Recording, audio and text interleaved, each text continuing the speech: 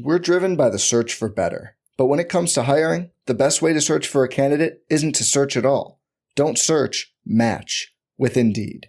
Indeed is your matching and hiring platform with over 350 million global monthly visitors, according to Indeed data, and a matching engine that helps you find quality candidates fast. Leveraging over 140 million qualifications and preferences every day, Indeed's matching engine is constantly learning from your preferences. Join more than 3.5 million businesses worldwide that use Indeed to hire great talent fast. And listeners of this show will get a $75 sponsored job credit to get your jobs more visibility at Indeed.com/Blue Wire. Just go to Indeed.com/Blue Wire right now and support our show by saying you heard about Indeed on this podcast. Indeed.com/Blue Wire. Terms and conditions apply. Need to hire? You need Indeed. Where has he been, actually? How friggin' sick will you be if AJ McCarron actually plays maybe even better than he did in 2015 down the stretch, and you get Bengals Steelers first round? How sick will you be? I'll never watch another snap. I'm done. I'm out. It's January 2016, Steelers at Bengals. This is Remember That Game, the podcast about sporting events that take you on a journey and maybe chart the path of the zeitgeist. I'm your host, Thomas Emerick, and my guest is Justin Edwards, senior analyst at 4for4 Fantasy Football and data for Pro Football Focus, and a Cincinnatian. For anyone who says this show is just some sick game, well, here's another data point. So, Carson Palmer's knee, Andy Dalton's thumb, and now Joe Burrow's wrist. Which one felt like the biggest gut punch? It hasn't been too long with the most recent one, but the Andy Dalton thumb was really, really something brutal. That team did feel like it was Super Bowl bound, or at least deep playoff bound. So having him break his thumb, pretty miserable. In each case, right before the young quarterback's salary cap allocation makes the jump for future seasons, different contract structures, but in each instance, you lose that team building edge as the quarterback gets injured. So by this 2015 wild card here between the Steelers and Bengals who are 3-point home dogs with AJ McCarron starting over the injured Andy Dalton. Were you resigned going into this about the Bengals in that championship window, or were you more just, I don't care about the big picture right now, please just take out the Steelers? I think at this point in my fandom, this rivalry was so heated at this point. I think I was more concerned with just ruining the Steelers' day. Dalton was maybe able to come back at some point in the postseason, but that was still up in the air too. They had been talking about that since it happened in the regular season matchup. So kind of resigned to a mostly lost season, and it would have felt really good to just ruin Pittsburgh's hopes of continuing in this playoff run, I think.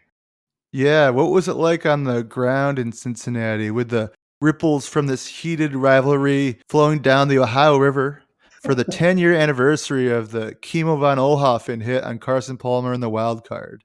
Oh yeah, the animosity was real. Especially at that point, even in my adulthood, I was probably a little more of a fan of the laundry than I am now. But it was definitely after the Kimo Palmer tackle, the perfect passer rating Carson Palmer playoff game when he went 1 for 1 before getting sacked. Yeah, it was pretty hyphy going into this game. We were looking forward to trying to take the big brother out with a backup quarterback, and it didn't look good for almost this entire game.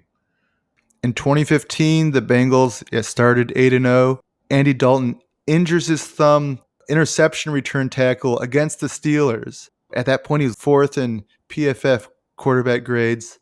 And to front porch this further, in the regular season, virtually every pregame warm-up, every tackle, every shove could turn into an extracurricular tussle between these teams. Each hit scrutinized by both squads, whether it would push the envelope into dirty.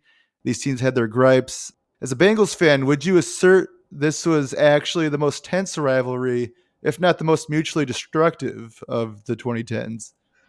You'd have to say, I mean, you'd have to think so. I don't know who could even come close to this. There were a number of just unhinged personalities on both sides of the ball. That was difficult, I'm sure, for even the Steelers fan base, where you're like, I can only get so mad about what the opposition's doing because we have so many players that are just not playing the most positive brand of football, maybe is the best way to put it. Yeah, I mean, it was wild. And we have infractions that are on 3rd and 18, starting whole new drives. We've got infractions that keep the game longer than it needs to be on both sides of the ball. Both teams are losing entire drives, giving up points because they just can't reel it in. Yeah, they'd be chirping at each other in the media. They didn't take kindly to Steelers didn't to Le'Veon Bell's injury. I think the year prior, Reggie Nelson, he was injured on a Reggie Nelson tackle, and Bell missed their playoff game. This year, Bell missed the remainder of the season as he was tackled as Vontaze Burfict came in from behind. Sort of, I guess, what they're calling a hip drop after the Mark Andrews play the other night, but Right. no Le'Veon Bell in this game. Obviously, you have Carson Palmer getting hit low by Kimo von Oelhoffen. As I recall, that was not a penalty then, but you can't do that now. I don't think it was. So a lot of things, that were legal at the time, you'll see in this rivalry over that like 10-year span or so that is not legal anymore. It was also, for some reason, the Steelers thought it was just like open season on the Bengals punter. Like they broke his jaw, I think, with the season prior. Oh, and then yeah. obviously, you have That's Antonio right, Brown just like jumped, like karate kicked him in the face. All sorts of wild stuff. But for Bengals, the most brutal one this season here, Andy Dalton breaking that thumb December 15th. How annoying was it that this just happened? These injuries just happened to come against the Steelers, and a feeling of something that's been kind of taken away from you as far as what 2015 could have been. Being the little brother team of the AFC, the entire AFC, honestly, for decades, truly decades. And then having our one shot get dismantled with Palmer getting rolled over on, as you said, it was not flagged. It wasn't necessarily a dirty play. But that was our time to shine, and then to have it taken away one play into the game. And then for so long, we were waiting for that other chance. And then 2015 rolls along, and we feel like the cream of the crop of the league. We feel like at least a top 3 team, if not the best team in the league. And maybe putting that all on Andy Dalton, who is thought of now as a kind of a mediocre quarterback, seems silly in hindsight, but he was performing at peak Dalton back then, and he was, as you said, he was in the argument for MVP votes, which seems insane looking back now. But yeah, having it kind of stolen away felt bad, but the fact that it was stolen away, not stolen away, it was kind of a freak. It was a freak injury, but back then it felt like the Steelers had stolen away our season once again.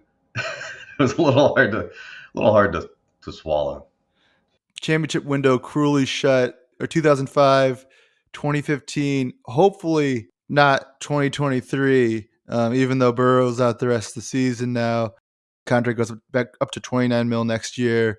And then the following year is it's up around $50 million. Like they could still make it work from a team, but you're losing a big team building edge here. Hopefully this is another case where Andy Dalton's was never going to be as big of a share of the cap as Joe Burrow, but he did on a second deal get like what was the new QB middle class contract and was going to see around 10% of the cap as opposed to the first few years on a second round rookie deal, which was like a 1% of the cap. But big difference. Yeah, and this team it seemed like they had no real major weaknesses. This landscape in 2015, that Broncos team, all-time great defense, but many feel one of the weaker. Maybe this was a more open field. Did that sting as that progressed and seeing the rest of the AFC that season?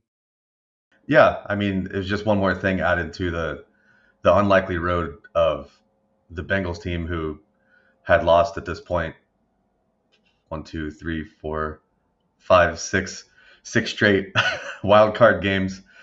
And like now we actually have a chance to kind of sneak on through here.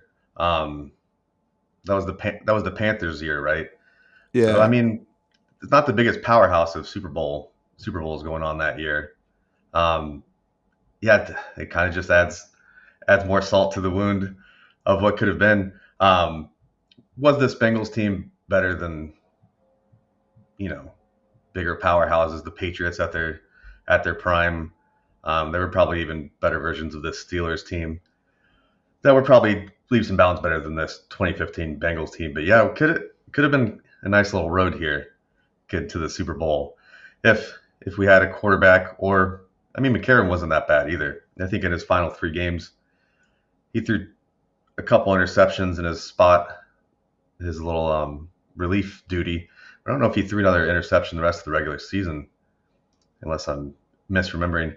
But it still could have happened, if not for a bit of a fluky ending to the last game of the season.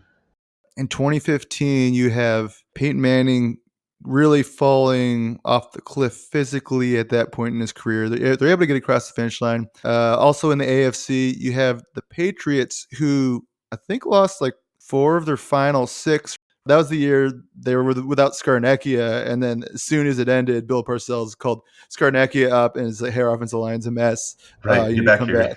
back. And yeah, so that was a weak Patriots team. They usually have a lot more offensive line continuity than that. The years Brady hasn't had it, the big ones are 2015, 2019, and 2022.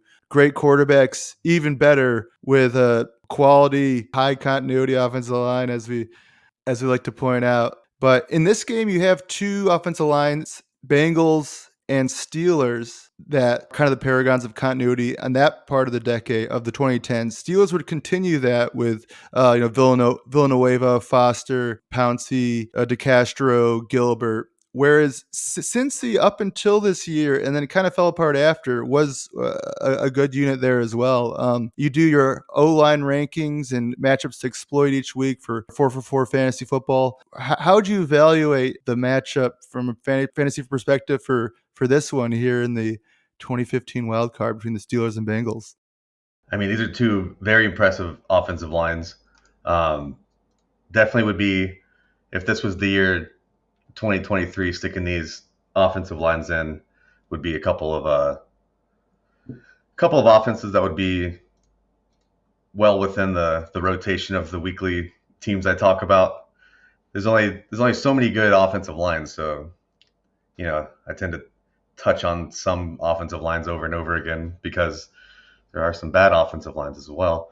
But these would be 2 teams I would be constantly talking about, if not every week, just depending on their matchups,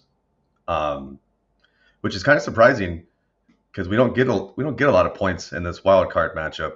The defenses are both playing pretty incredibly, honestly. I think on a week to week basis, the Steelers probably had the little bit of the edge along the line, but we've got Andrew Whitworth and Kevin Zeitler on the Bengals side of the line. Not for too much longer, sadly. They would both walk in free agency. If not after this season, then very soon after for Zeitler. Yeah, 17 for both. Okay, yeah. So one more year of these guys. And then we kind of just had some plug and play people. You run through all these names every week and you kind of forget some people. I had completely forgotten that Jake Fisher was a player in the NFL until rewatching these games recently. Like, oh yeah, there's a name, 2nd round pick of this 2015 season, I think. And Clint Bowling still doing well for the Bengals. And then I think he was probably the last piece that was still here a few seasons after that, after the Whitworth and Zeitler leaving. Yeah, I mean, Villanueva was a giant among men. He's always a fun guy to watch. Until recently, his last season was 2021 with the Ravens. But yeah, you just gotta love someone with that kind of reach on your blind side. And yeah, and even the plays they do get beat, Roethlisberger is a tank. So that kind of helps. It helps their sack rate when it's impossible to take the guy down. 2011 through 2015, Dalton's first 5 years, top 10 pass block grade for the Cincinnati Bengals. Haven't sniffed top 10 since. Both quarterbacks still struggled quite a bit in this game. We had cold, wet conditions. You had two defenses with a lot of good players. Third matchup of a heated rivalry game. You expect it to be sloppy to some degree. It being a cold, driving rain doesn't help. First drive, Roethlisberger finds Darius Hayward-Bay open at the sticks drop. This is a interesting Steelers offense here. D'Angelo Williams also out. D'Angelo, the People's League winner Williams. Right. So down to Fitzgerald Toussaint, who was fine, but like you got him and then Antonio Brown. You have a situation where even with AJ McCarron and Andy Dalton talking in his ear all half, you got the Steelers only up 6-0. Now, as you're rewatching the broadcast and seeing them hang around and seeing Phil Simms and Jim Nantz constantly reference that the Steelers are 6th seed, and they were also 6th seed when they beat the Bengals in 2005 and went and won a Super Bowl, I think they brought it up after every commercial break, actually. Just to let you know, they are the 6th seed again. I know, yeah. That's what's so killer about rewatching these games from a point of fandom, and you're like, maybe they didn't lose. Maybe I'm not remembering this game that well after all. And just the constant. Well, when they just like this, when Martavis Bryant catches that ball, and they're like, well, when they were the 6th seed in the Super Bowl, Santonio Holmes had a remarkable catch, a lot like that. Like, it did remind me of that, though. It did. It was painful. It's no less torturous, though. The Nazi crew actually got really brutal with it at some points in a way that did a great representation of the game. They talk about how Dalton had his cast off. Maybe he could be back next week. A little hopium there for you. Yeah, they're a little bit at least. They did. They kept showing him too. Like, wow, he looks pretty good over there. Like he's supposed to be sickly or something from his from his injured thumb. You rewatch these games. You gotta have sound on, everyone. You gotta have sound on. Oh yeah, you have to. You got to. No matter how sad, if you're on the wrong end or the right end, it's a nice reminder of. It's also like a point in time reference. It's like 2015 doesn't really seem that far away, but the broadcast was a little different, and I mean some of the play calls were a little different too. Doesn't really have anything to do with Andy Dalton or the broadcast, but yeah, Marvin Lewis was always kind of, and Hugh Jackson, both of them were both kind of conservative in their times to a fault. And then you see some of these punts where they're already playing from behind. They have a backup quarterback against the Pittsburgh Steelers, and they're like punting from the 50 on like 4th and 1, and you're like, oh man, they would be reamed. I don't remember if they were reamed or not. Then Twitter in 2015 seems like a lifetime ago, but at least in the living room I was watching it in, we weren't too stoked about it. I enjoy these broadcasts so much more on reappraisal. Dalton not in a cast, way he was coaching up AJ McCarron between drives on the sideline here. Again, they get the Martavis catch to go up 15-0 in the third. Ryan Shazier, and a hit I think now will be flagged. Was legal hit at the time. Knocks out Gio Bernard helmet to helmet. On top of that challenge, you find out it's also a fumble. Steelers get the ball back, 15-0. Oh, it was bedlam. That was that was easily the end of the game. There was no more hope left in the household. We were certain it was over. And oddly enough, as the Bengals are already down 15-0 here, got pretty lucky on the fumble that very clearly had a concussion.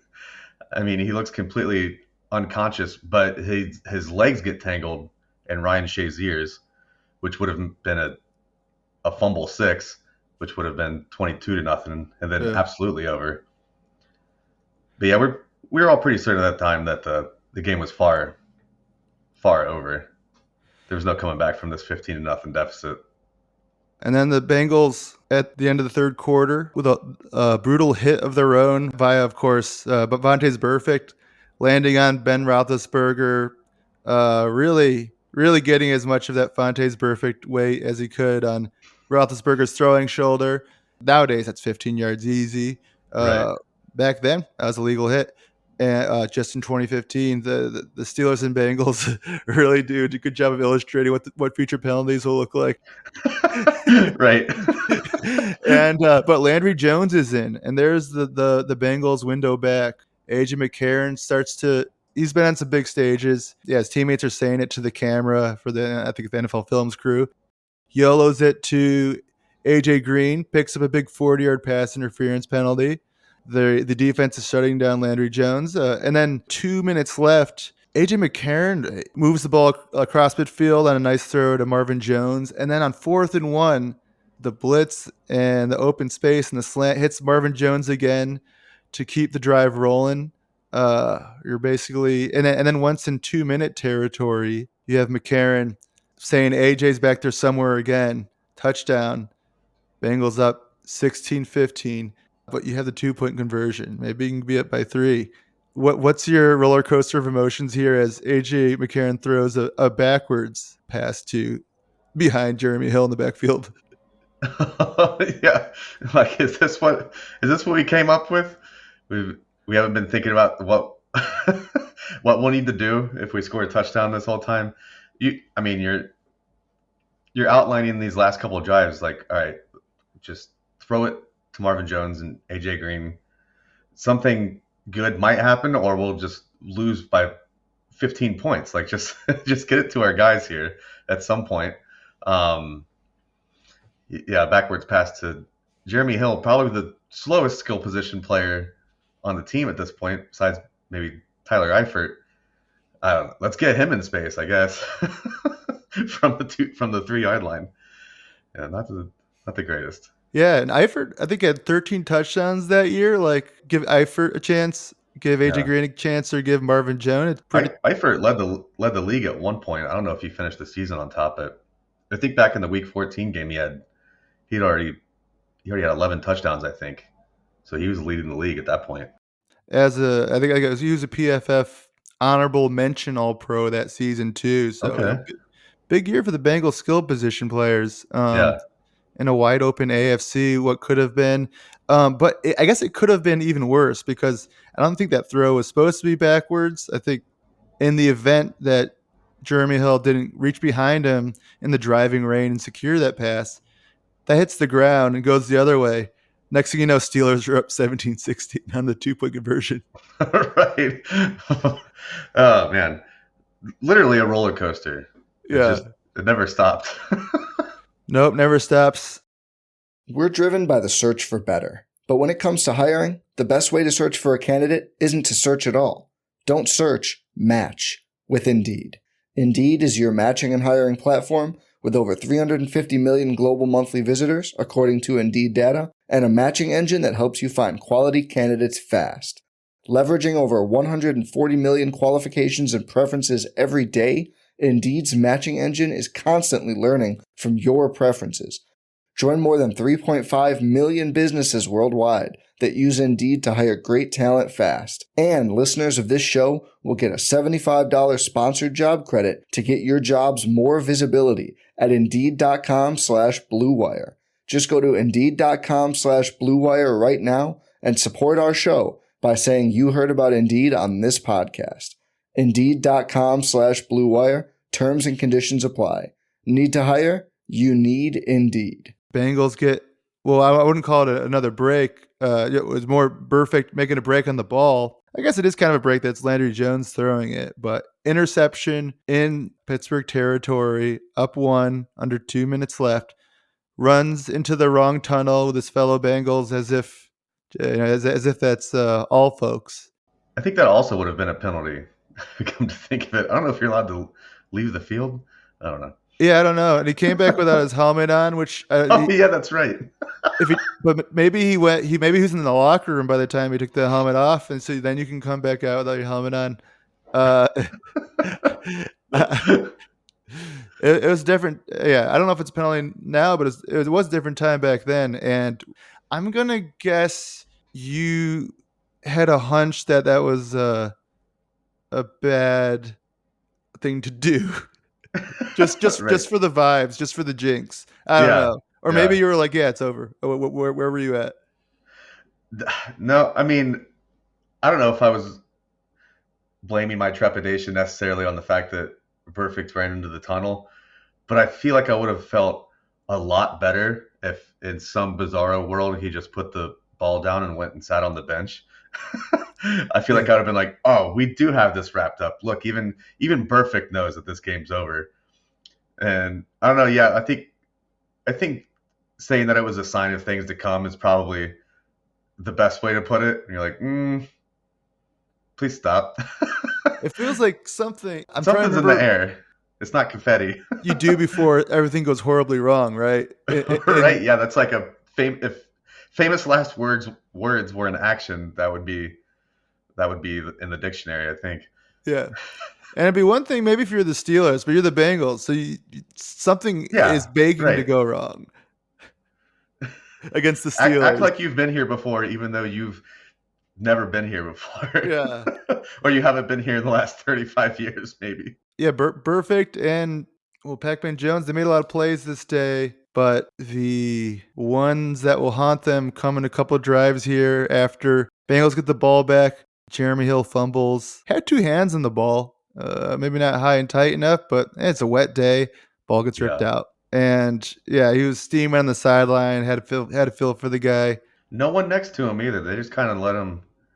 I think different teams handle it different ways, but it was kind of just like gutturally sad to see him stand there all on his own, just processing that he may have lost the game. But I mean, there's only 40 seconds left on the clock, so what could possibly happen? Yeah, they actually get into a fourth down there. They've been playing good defense all game, but Steelers able to get Antonio Brown out of the slot, just does Antonio Brown things, gets open on Leon Hall, who, along with I feel like Geno Atkins, is like two keys to the Bengals being this good team on the budget they have in that part of the 2010s. Leon Hall and Geno Atkins at these positions where there's like a market and efficiency, interior disruptor, both pass and run with Atkins, and slot corner with Leon Hall. And Leon Hall, I think that season was graded amongst slot corners just behind Chris Harris and Tyrann Mathieu. And Atkins was just behind the guys that got all the love, J.J. Watt and Aaron Donald. But those two, Atkins and Hall, were didn't get as much love, didn't get as much pay, but were really good at a position that started to become valued more. And the Bengals were able to get him under Mike Brown's budget as a result, I suppose. Oh, this was really Geno at the height of his powers too. As a Bengals fan, like we had decent defensive linemen throughout the years, but they played for such horrible teams it really didn't matter. It's like Big Daddy Wilkerson, like how throughout the 90s, like that's great. He was great defensive lineman, but that means nothing. We're still winning 3 games this season. But yeah, this is a year for Geno, like just what you're talking about. He had 85 pressures as an interior defensive lineman. Those are Aaron Donald type numbers. JJ Watt had 94, so that was. Did you say that this is his or one of his many defensive player of the years for Watt, isn't it? Yeah, 2015. Yeah, that would have to be in the Watt reign. When JJ Watt's out there, I don't think anyone else is going to win the award. But I mean, yeah, having an interior lineman that could possibly win Defensive Player of the Year, that's unheard of in Cincinnati. I mean, it's unheard of in almost any city, but I had never experienced such a terror up the middle like that in my fandom. It was very fun to watch. And then, yeah, Leon Hall.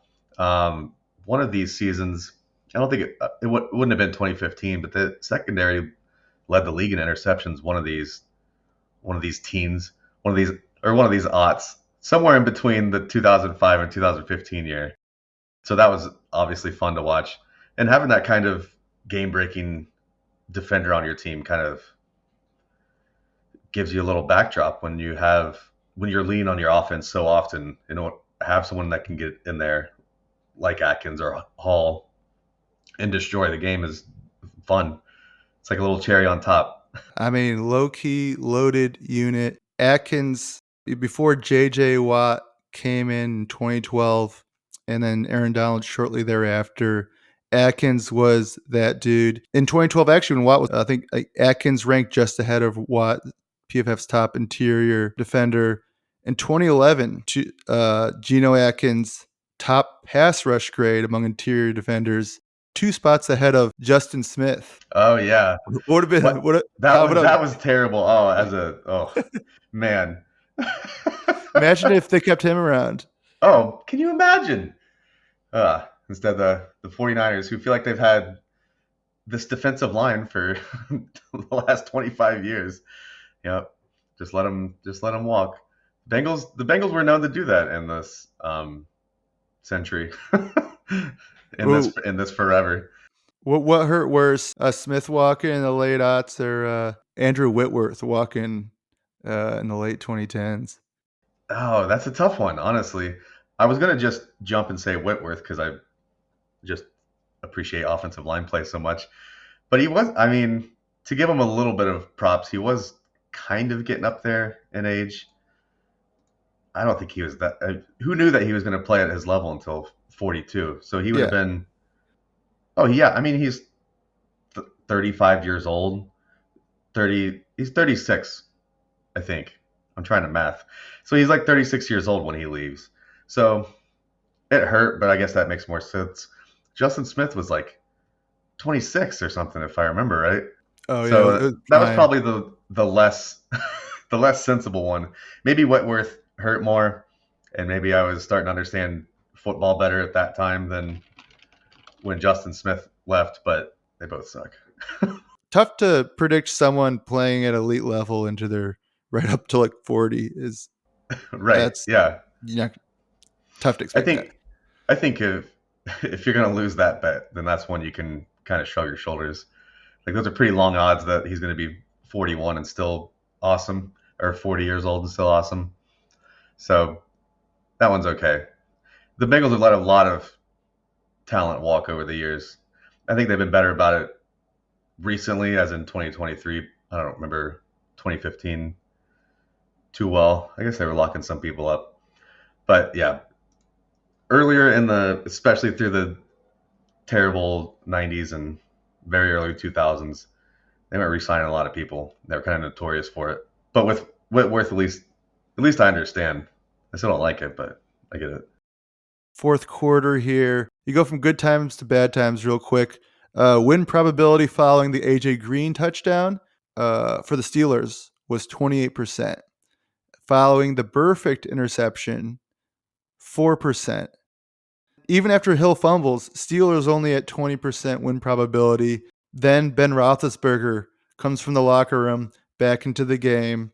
They get the fourth down with Antonio Brown beating Leon Hall they run like a rub with Heath Miller, Antonio Brown, and that's just a tough position to be in. Got about 20 seconds left.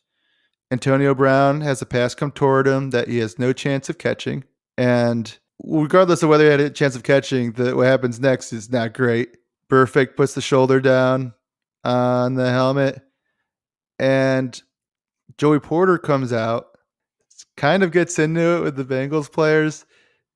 Pac-Man Jones puts his hands on Joey Porter, and what results is 2 15-yard penalties. It's brutal. It's a eulogy on the entire season, just wrapped up in the stupidest play in the history of the Bengals franchise. And what can you do? At the time, and maybe just a little bit, even looking back now, it was like, why the hell is Joey Porter on the field right now? Oh yeah, For the assistants viewers, allowed to do Joey this? Porter is a coach at this point, and Yeah. Joey Oh, Porter yeah, Sr. is a coach yeah. Right.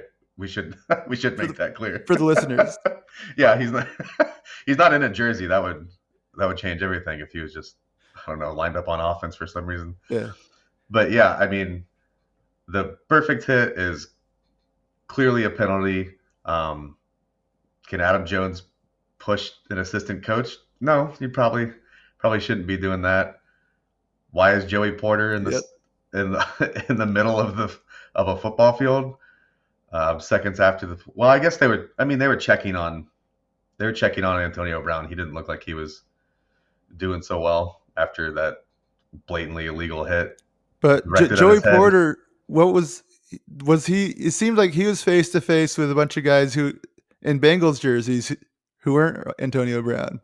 That seemed a little fishy. Yeah, exactly. Right? Yeah, that's a weird way. Bengals plan that. That's a weird way to check on someone by getting in a fight with someone else 10 feet away. I think, surprise, I'm a fan of one of these teams, but it seems like we should have maybe flagged the sideline of the Steelers, and this should have just been a 15-yard penalty. Who could say? Steelers are in a position for a chip shot. It just seemed like Porter put some great bait out there. Oh, right. Yeah. And got you Bengals to flinch. He went straight to Pac-Man. He wasn't he didn't walk up to Geno Atkins and start mouthing at him. He went to a guy that goes by Pac-Man. Yeah. A guy who's gotten into a lot of documented history of altercations, various businesses. Businesses. And Joey Porter seems to find that guy. Joey Porter, I imagine he's like a linebackers coach. The offense is on the field. Porter gets the Steelers an extra 15 yards to make it a chip shot at that point. You know, he couldn't stop torturing you, or he thought it was over. Right. He thought he's done torturing you once he took the jersey off for a headset. With a headset. Yeah, exactly. Yeah. He's still costing us 15 yards. He did it for, I don't even know how long, 14 years. He had a nice long career. Stay on the sideline. Leave us alone. Let us have a chance. So it did seem like a winnable AFC that year for the Bengals, but instead you have whatever that was, Steelers in Cincinnati. Jim Nantz at the end of this one says, the drought does not end on a rain-soaked night. That's such a good line. Yeah. Oh, sorry. Go on. A vicious, violent game it was. And then with Phil Simms is talking about how Pac-Man Jones and Burfict made all these great plays, and it all means nothing because of those two flags. And they're just going full end of Blade Runner there. Like this game's just the season it was just tears and rain. Yeah, pointless season even. Two flag. Don't even come out next year. Take a year off, Cincinnati. Yeah. You got two flags at the end of this game. A really good team, top to bottom, and then you got the Dalton injures his thumb week 15, and the top-rated quarterback in the AFC is gone. And maybe you got him. Maybe you get him back the following week against the Patriots. Like I'd say, they down the stretch that was a down Patriots team relative to other years, and you might have gotten Dalton back, but 2 15-yard penalties in a row and a fumble with the ball just before that, and it's just tears and rain, man. Just tears and rain. Pointless season. Yeah. So just a wet drought. Yeah. So compare that to the next time. Compare that to the next time y'all are in the playoffs. Or does that 2021 run make you more able to stomach being without Burrow down the stretch this season, knowing that your last playoff game wasn't this 2015 game we just went through? Yeah, it's a little more palpable. This wasn't like the final salvation season. I mean, in 2020, the 2023 season is not the final salvation season where we're like, oh, finally we get to have a team in the playoffs again after 8 years. So having the 2021 run and having a bit of a run in 2022 was nice. the Bengals didn't look that strong in 2023 as it was. I'm just going to talk about it in past tense. You know what's funny, though, is AJ McCarron's on this team, and I didn't realize that until today. I didn't know that. Yeah, Wow. he's backing up Jake Browning. I don't even know if he's on the active roster. I mean, I'm sure he's on the active roster now after the season-ending injury. But if we get some AJ McCarron snaps and a Bengals uniform in 2023, I'm going to be so here for it. This guy led a fourth quarter comeback drive in the playoffs.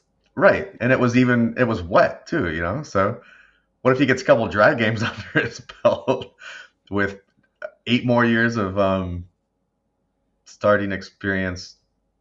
I think he started maybe a little bit for the Texans. Where has he been, actually? How friggin' sick will you be if AJ McCarron actually plays maybe even better than he did in 2015 down the stretch, and you get Bengals Steelers first round? How sick will you be? I'll never watch another snap. I'm done. I'm out.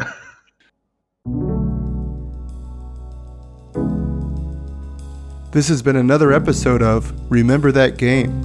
Please rate, review, subscribe, and check out more episodes. Shopify helps you sell at every stage of your business. Like that, let's put it online and see what happens stage. And the site is live. That we opened a store and need a fast checkout stage. Thanks. You're all set. That count it up and ship it around the globe stage. This one's going to Thailand. And that, wait, did we just hit 1 million orders stage? Whatever your stage, businesses that grow with Shopify. Sign up for your $1 a month trial at shopify.com/listen.